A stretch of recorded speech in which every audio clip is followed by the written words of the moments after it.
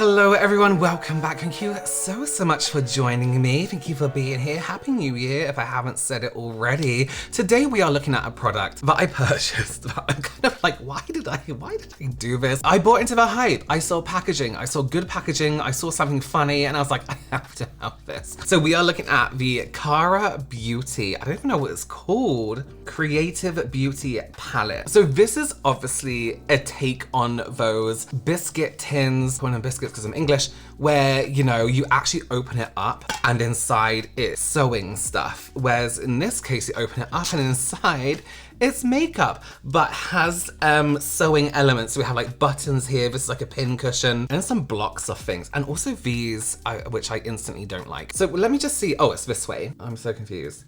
Wait, what? Okay, so eyeshadows are this silver, the purple, and this like peachy one. This green is also an eyeshadow. The pressed pigments are the rest. I'm so confused. This is chart on the back which tells you everything. So the hearts are eyeshadows.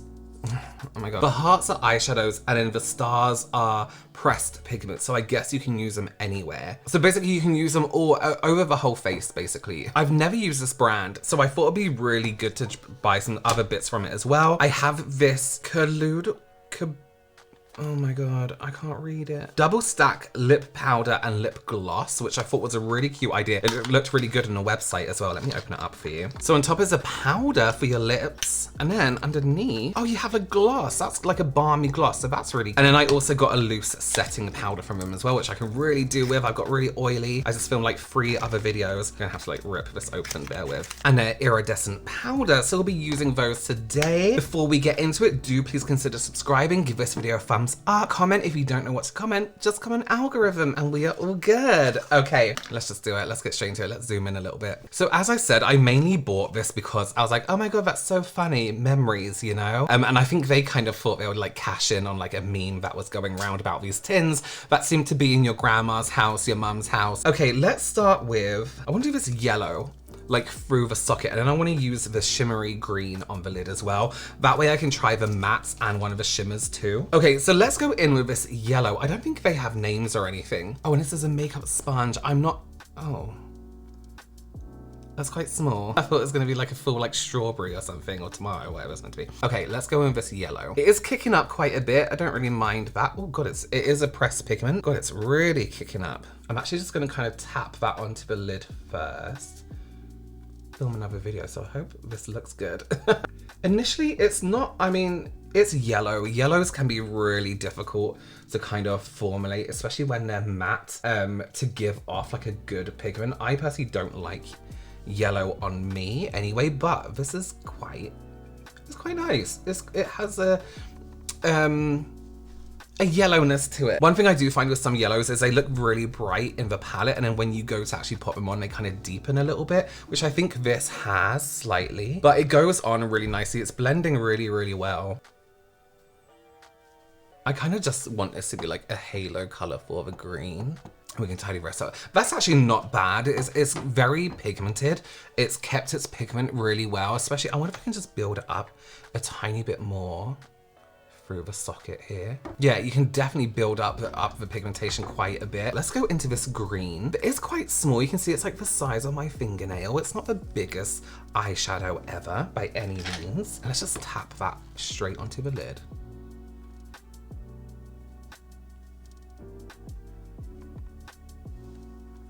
Yeah, it's okay. It's kind of disappointing in a way where, you know, a lot of metallics, a lot of shimmers can kind of be like nice and creamy nowadays. This is kind of like taking a few swipes on quite a dense brush to get a good enough amount of color to pack onto the lid. I'm just gonna kind of like bring it up here a little bit. Yeah, okay.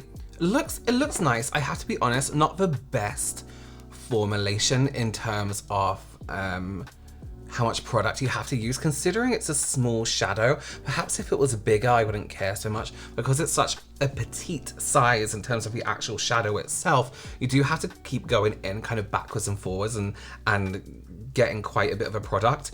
I'm gonna take this like whitey shimmer and just use it on the inside corner.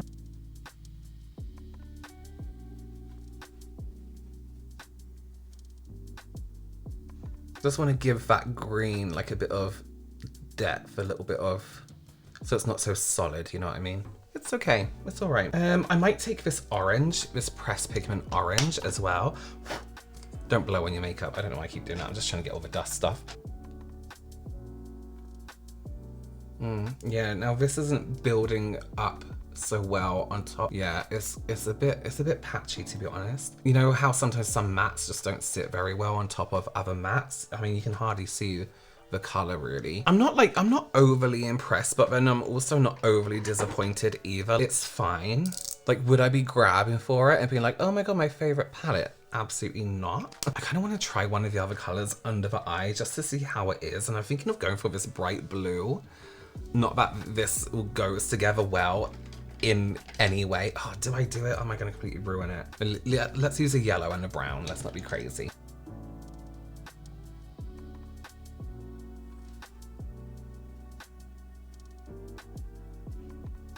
Of course, we have a lot of fallout because it's pressed pigment, which I'll just remove my foundation and do it again. I want to take a little bit of the brown that's in here as well and just go right across the lash line. Just to add a bit of depth there. Of course, we'll add lashes, mascara. Let me redo this under eye really quickly and I'll be back. Okay, so that's foundation. Let me do, I'm gonna have to just use one of these as a blush, this pink or this almost lilac-y color. I'm gonna have to use the pink because it's the only color in there. Wait, or is that orange a pressed pigment? The orange is a pressed pigment. So technically we could use that as a blush.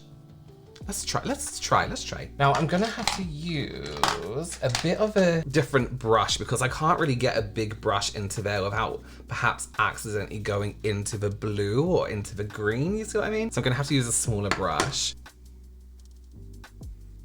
That's fine, we can do it. It's just very chalky. This color in particular seems a bit chalky. Like, it doesn't seem like the yellow. It's nice, like it's all right.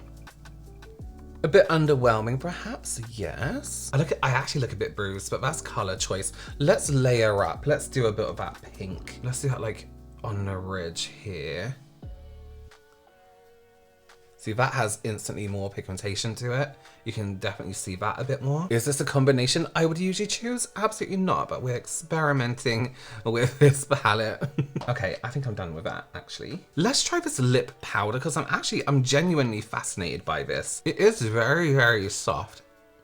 This is for the lips, right? Go for a diffused matte lip with just the lip powder or apply the gloss on top for a whole new effect and shade. Okay, I'll do a diffused lip, sure. That's nice, that's nice. Yeah, I like that. It's very smooth, it's very velvety. And bear in mind, I didn't prep my lip with everything. It feels really, really nice and soft on the lip. Oh, there's a little mirror in there, that's cute. Oh, that's very balmy. It's almost melted. It has like a, oh, I really like that. Oh, that's really nice, actually. Do I feel like it wholly won't last long? Feels so slippy on the lip.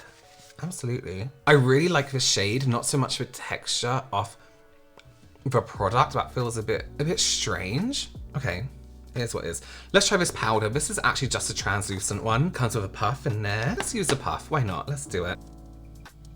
And go just where I need a bit of mattifying.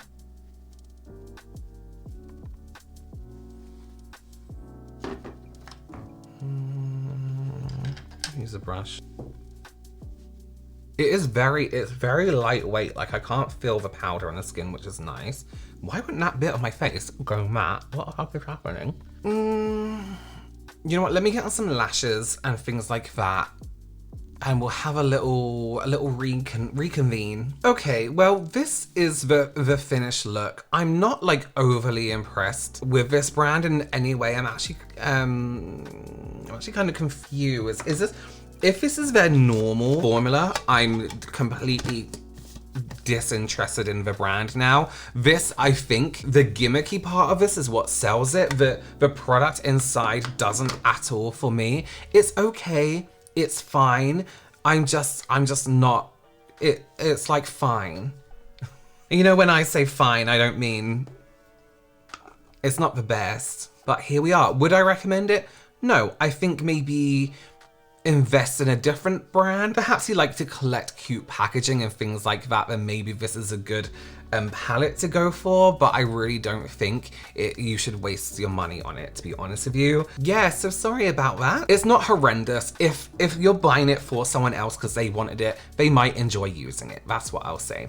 All right, well, thank you for joining me. Let me know if you used anything from this brand before down below. Consider subscribing, give this video a thumbs up, and I will see you very, very soon. Bye.